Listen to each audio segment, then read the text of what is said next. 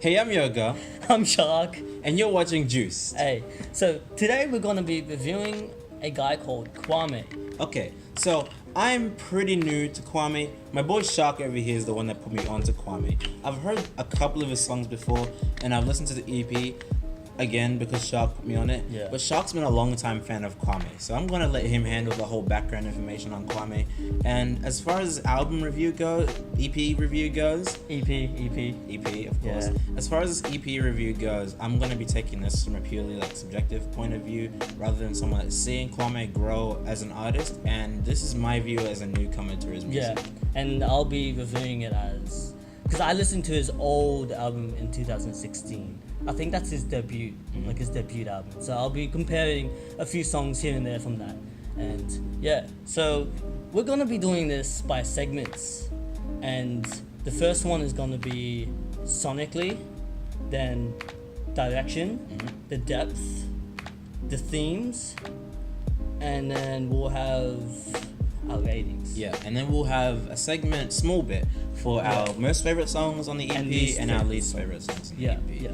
However, listening to the EP, just letting y'all know, I don't really have a song that stands out as one that I really disliked. It's Yeah. just one that I found the least more? interesting. Oh, least interesting. Yeah. Okay. So sonically, I can tell that it's a studio produced EP. And it's got a really clean audio, which I really commend him for, which is it's hard to do when you're like a new artist. Yeah. The instruments are really well done. I actually like it. It's clear. Like you could hear everything, even like all the faults and all about it. Especially in songs like Changes, for example, where you can hear the electric guitar and the riffs being played in the background. Yeah. And don't even get me started on like No Time sure, and yeah. the brass instruments, Yeah. the seventh chords. Okay, you guys already know my favorite song. We'll do that. We'll do You that at already the know. end. You understand why at You the already end. know. But like, I feel like the songs itself individually, they have its own characteristics. Like for example, No Time was the most, I think in my opinion, the most clear, crisp sounding song with like instrumental and vocal wise, whereas Wow and Who That was more muddy and muffled, because I think that was the aesthetic that Because you can tell with Kwame was going for. the lyrics on Wow, for example, were really aggressive and hard hitting. You can tell he took like heavy inspiration from like a band called Rockhampton. Yeah. And with their delivery almost is kind of hard hitting on songs like Gummy and Swamp, for example. And I'm like, okay, this is direct inspiration. I can tell this is great and I love it. Yeah. Who Dat? I really like that one. Yeah. Yeah. It was definitely it's up there for me. I feel like Who That was like, I don't know. That one grew on me because my first initial impressions, I didn't really like that, but that grew on me. What else? No Time I liked a lot, but then over the course, other songs slowly like became more favorable for me. Yeah. I really like how in Changes, for example, there's the pan audio effect where they have different sounds coming from different ears. The part was like wow. For a song that seems kind of compressed, it gives you a level of depth in the song that you wouldn't normally get in other songs. Wow was really compressed, but yeah, each song, like I said, has different characteristics. So Changes was more mellow, and it was like more softer and story driven compared to the others, because the others were more heavy, heavy bass. Well, didn't really have that big of a bass. It was more emphasized more on the instruments and the guitar. Yeah. The pendant also gave it like immersion. Like it felt like you were there, especially in Coffee, because in Coffee it had background. It really makes you feel shop. like you're in a coffee shop. Yeah. So you can hear at the very beginning, you can hear all these like pots and pans and people speaking and like you hear the atmosphere of the room. Throughout the entire track, there's the cluttering of keyboards, and and I didn't realize what they were until halfway through the song, and I was like, oh, there's a keyboard. Yeah. And even the shutter sound that you hear, it's people taking pictures of their food. Yeah. You hear in the background. Oh, that's clever. You hear in your right ear, and you're like, because I kept looking, I'm like, doing this, I'm like, okay, cool. And at the end of Coffee, there's a little segment, like a little interlude that leads into it. I really liked that because it felt like I was actually there. It felt like I was listening to an audiobook. Yeah. Because you hear the music in the background, and then you hear the two people speaking in one ear and in the other, and it felt like you were immersed in the story that he was trying to portray. Yeah. If there was any song that I would really like to see a music video for, it would probably be Coffee. Yeah. Just because of the whole, it has a really big ambiance to it, and it puts you in the environment of the song more than any other song. However, as an individual song, I don't know if I really mess with it that much, but as part of the album, it really ties it all together. Next segment would be the direction. Okay. Yeah. So the direction of the music. In terms of the way that we're understanding direction, we're talking about where the music is trying to take you, where the music is coming from Kwame's perspective, and all that. And for me, what I saw with the direction was that this is what's the word for it? What do you mean? An expression. There you go. It's an expression of Kwame coming out as a young artist. Yeah. It's an expression of Kwame coming out as a young hip hop artist in Australia. Especially Australia. But his accent was American. I know, but that gives it the whole offshore feel that you really don't really expect with Australian music. But I really love it because there's another. I know you do, because like compared to, let's say, Bliss and Nessa, completely different. It's something that you could hear in the radio and be like, oh yeah, this is really, really good. Who's this guy? Kwame. Oh, where's he from? Australia. And you're like, whoa, what? Australia?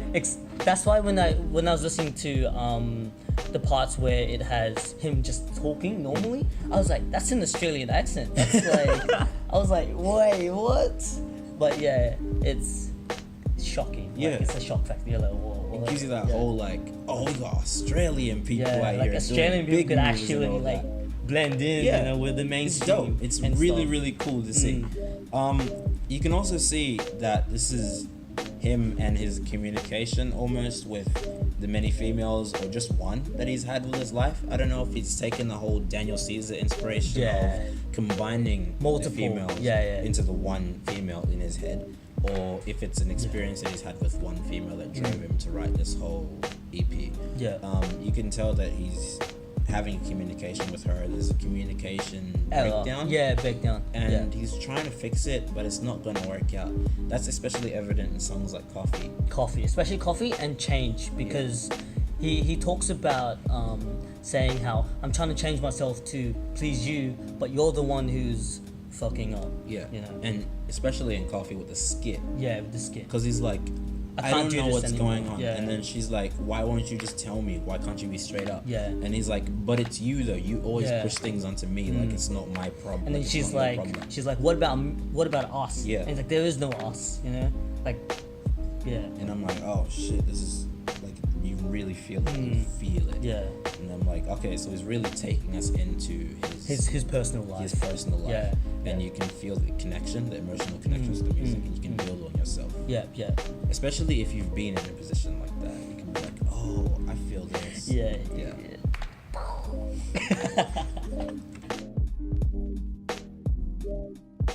Themes. Because this correlates to, again, the direction, it sort of just links to what we were talking about before. So it has themes of, I would say, a relationship where it's just one-sided. And I love it how this theme actually goes along with the title, which is Endless Conversations. And there's like the same, what's that word? I forgot what it's called. For what? It's like where it continues like throughout. There's like it starts with an M. Interesting. When you remember it, we'll figure it out. But for me, I really noticed heavily the theme of like the females and his communication breakdown in his relationships and how he's trying to fix it all together. Yeah. Especially with like phone calls and that, and the whole prevalence of phone calls in the album is seen, especially with the album cover, right? Yeah, the album cover. Big yellow telephone, and you like can tell the down. breakdown. Yeah. The phone is broken down. Hanging down. Yeah, yeah. And I'm like, okay, this means something. Yeah. And the title, Endless Conversations. Yeah. Because conversation is something that should go and finish, but it just keeps going on and on and on because they can't get the message that they're trying to send to one another properly. Yeah. So it just keeps going and going and going. Yeah. So that's the whole theme of the album, the whole theme of the EP that I got. EP. I keep forgetting it's an EP. We need a counter. We need like a little EP.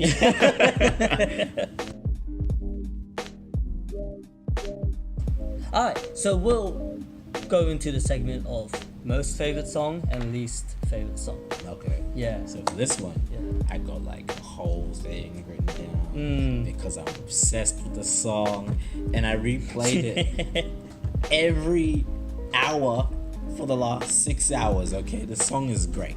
Yeah.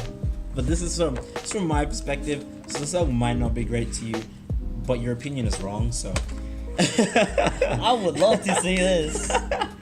I already know what he's gonna say. Okay, so my favorite song is No Time. Okay. It's a good song. It's one of the top songs. It's also the first song on the album, so I was like, oh my god, this is fantastic. That's what gets you. Yeah. I'm a sucker for seventh chords.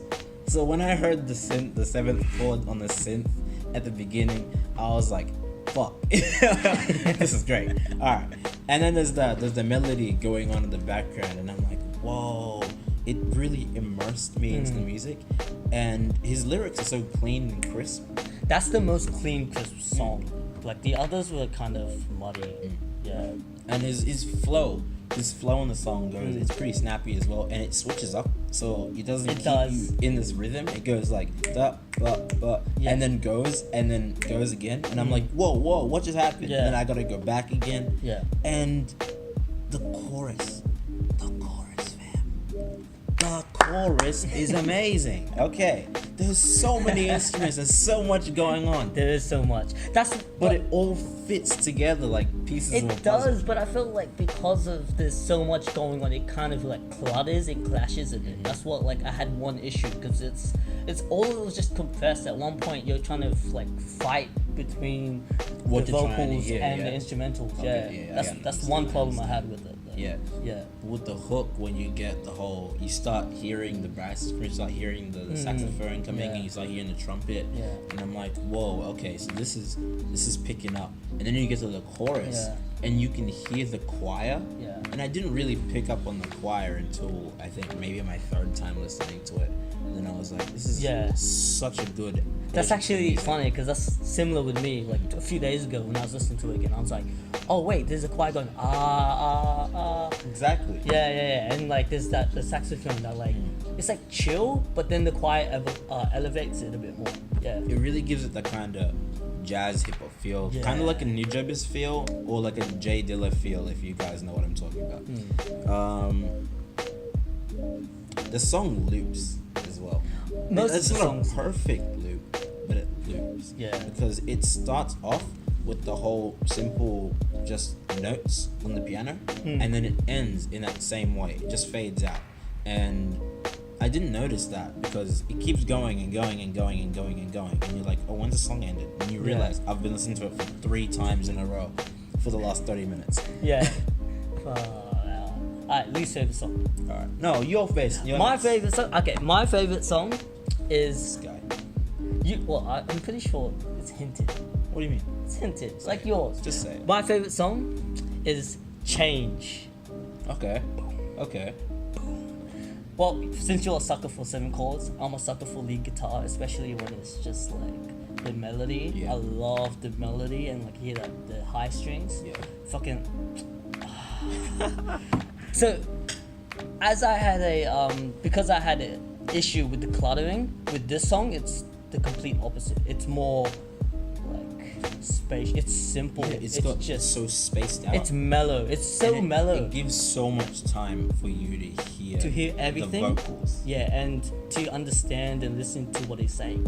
So, No Time was more about like the influences was like Brockhampton, you'd say. I would say Change would be No Time. No Time? No Time. It would be It was Wow that I found was influenced by Brockhampton. Yeah, For No Time, if you know who Taylor Bennett is, Taylor Bennett is Chance the Rapper's younger brother. Yeah. His song with Chance, Grown Up Fairy Tales. Yeah. It sounds quite similar to No Time. They both have the same 7th chord influence, and that's what I felt was the inspiration for that song.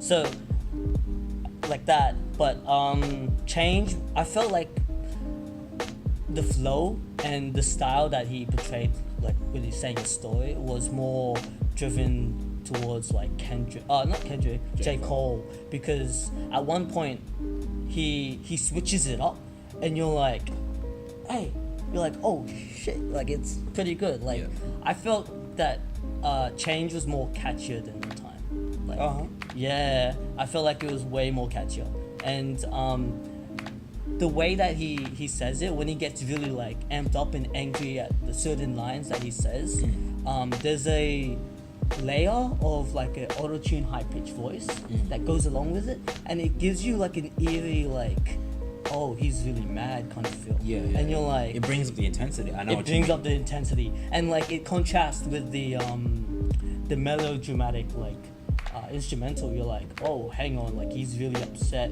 like something's really going on, like he's really messed up, like she's messing him up. Yeah. Talking about the pan audio, it's really prominent in this song, because you hear like wow, and it goes back and forth with your ears, and same with the instrumentals. Like you hear, I don't know what it is, it's like a clang, like a twist in your right ear, and then you hear the guitar in your left. Oh, I think I know what you mean. You mean what I mean? That's what that's the focus of the camera. Is it? I think so. It's just want to say that it is. It's something. Because there's this whole overarching theme in the song. Yeah. Where you can hear this like twisting noise. I don't know if it's an old-fashioned telephone, you know, the ones where they like twist the thing. Yeah. Or if it's like the focus of the camera. Oh no, it is. No, it's the twist of the phone, because Change, the story about it is actually about a phone call, and that's what I'm trying to interlude into, is that because Change, the theme of it is a phone call. I feel like it's the best song because it links back to Coffee, where Coffee, you talk about a phone call and then they meet at the coffee shop, whereas I feel like Change was bringing it up to that point. Yeah, because at the end there's an interlude where you hear him on the phone and you hear the effects about like it's obvious that it's a phone call, and you hear him say like, I can't do this anymore. And like it shows like, oh, that means that's why the song is called Change. So it's the degeneration of the relationship to a point where it can't be recovered anymore.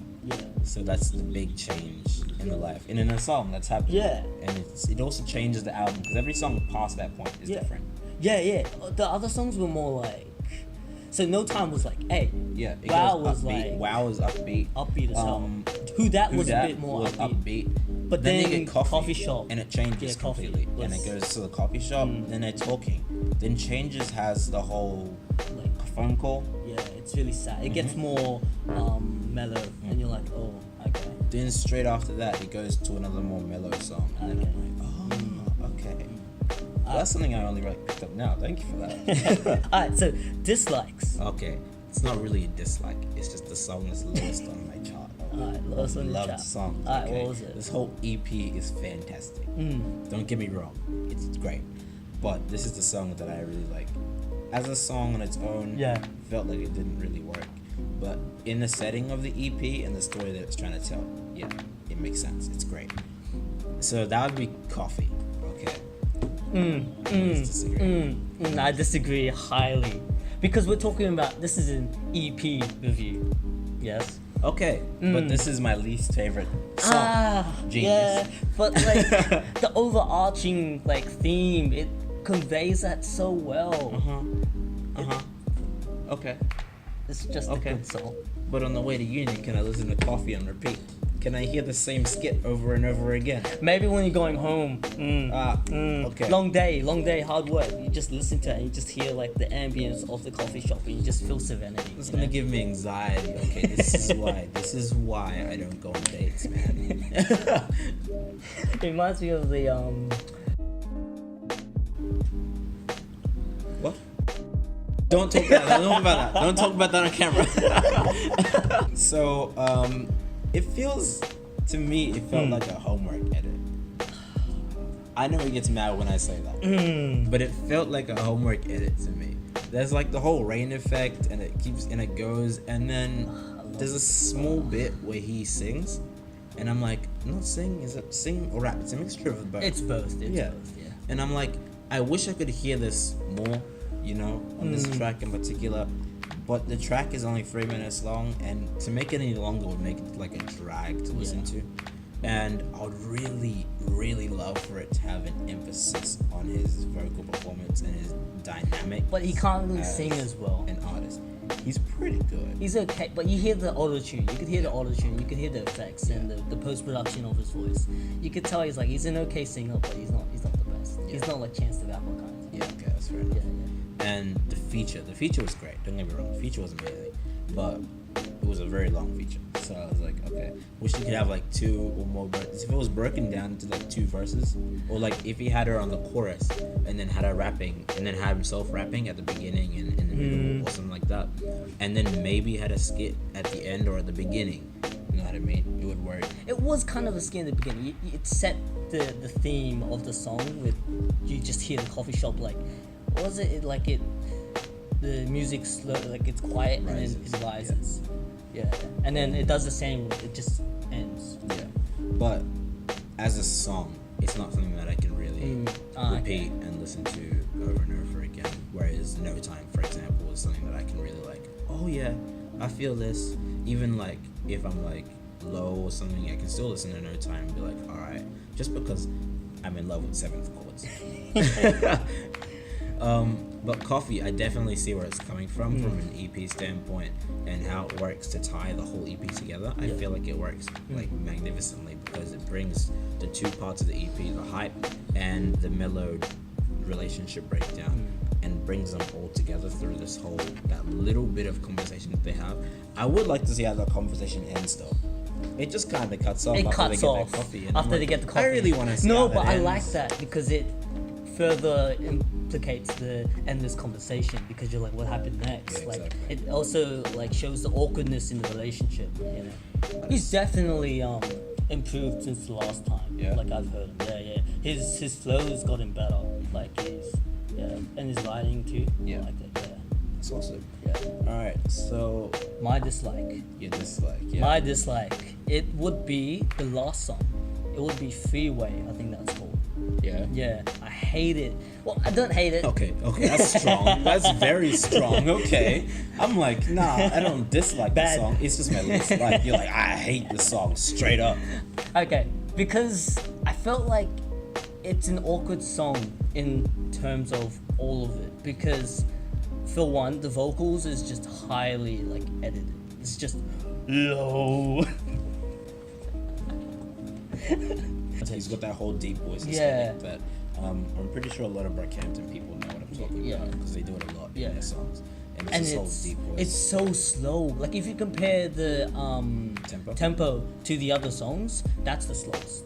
It would be the slowest. And I felt like because of that, it's kind of like out of place in the song. But I know what it's trying to show, like a slow down progression of it. Yeah. But it kind of just didn't sit right with me. I've listened to that song the most actually. Yeah. I sat down and listened to it like day after day. Trying to get the song to grow on you. Trying to get it growing on me. Coffee grew on me because I didn't like it in the beginning, but I love it now. But this song I couldn't get to grow on me. It just felt like it was out of place. Okay. The auto tune of the end, it was high pitched too. Yeah. And it was kind of like, I could see the contrast, but you're like, it just didn't sit right with me. So yeah. That's fair enough though. Yeah. That makes sense. Yeah. I love the samples. Okay, so I don't know if Kwame produces his own music. Yeah. He mentioned it in one of his in a lyric. Yeah. But I don't know if the whole EP was produced by himself. Because we picked up a few samples. The samples are we don't know fantastic. what it is. I don't know where they come from. We spent like an hour trying to find it, but we just can't find it. It's great, and I don't know how else to say, but his production is fantastic. Okay, and you can really tell he's put a lot of effort into it, and it's a labor of love, and it's a labor of emotion, and it's something that comes straight from his heart. And it's bringing you into his heart and his life, and you can tell that he's really trying to. That's how you make a connection as an artist. Yeah, with your he's just trying to tell his part of his story, like his life and what he's been through, and the endless conversations that he had with his ex or something or someone. One female, many females. Yeah. We don't know. Alright. So what would you give the EP? Oh, EP as a whole? I actually really like this. I'm gonna give this like an 8.7. Man, you are so specific. I liked it, but like I wished it was longer. Okay. Yeah. I want it to be longer. Oh yeah, we forgot to mention it's only 6 tracks. Yeah, it's an EP. It's short, but like I felt like it could do more variety. It's because it did have that consistent theme and flow of each aesthetic of the song. Like it's like jazzy at sometimes, and then it goes really chill and mellow, and then Wow was just like a banger. So you gave it an 8.7. 8.7. 8.7. I really liked it. For our first time listening to Kwame, I'm stuck. Like I'm stuck. I want to listen to everything from now on. This is fantastic. I'm so hyped to see what he's got next. Yeah. I'm gonna give it. I don't want to give it a 9. A 9? 9? No, I don't want to give it a 9. That's almost a whole orange, bro. I know. Like I don't want to give it a 9 because that's too much. Yeah, like, he can get better. Like what am I gonna give something that's better? A 10? Nah. Yeah. I'd say an 8.7. An 8.7? 8.7. As weirdly specific as that is, I'll give it an 8.7. Because you can go more. You can improve. 8.7. Yeah. Actually, I'll one up you. I'll give it 8.8. Oh, wow.